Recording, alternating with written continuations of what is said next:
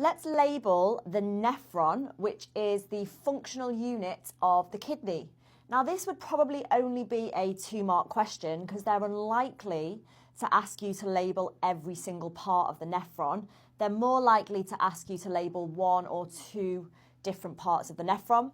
But we're going to use this as an opportunity to go through the whole structure and label all of the key parts. So we're going to start with A. A is what we call the Bowman's capsule.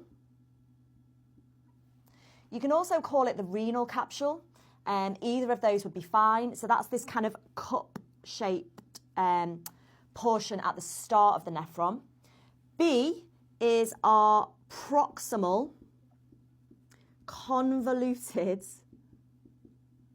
tubule. I love all these words in biology because it just totally makes sense. Obviously, proximal, if you think of the word like proximity, it means near, and convoluted means kind of like windy. So if you look at it, it's convoluted, it's windy, and it's proximal because it's near to the start of the nephron. So it totally makes sense. Proximal convoluted tubule, or PCT for short.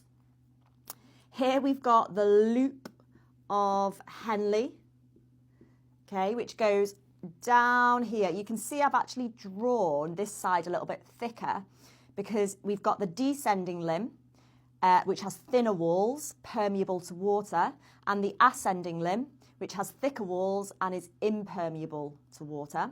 So that's our loop of Henle. And then D, have a look at it. You can probably already guess what's going to be in the name. D is our distal convoluted tubule. Okay, it's convoluted, it's distal because it's further along the nephron. And finally, we've got our collecting duct. Now, by the time we get to here, we've made urine, which is the function of our kidneys and the function of these nephrons.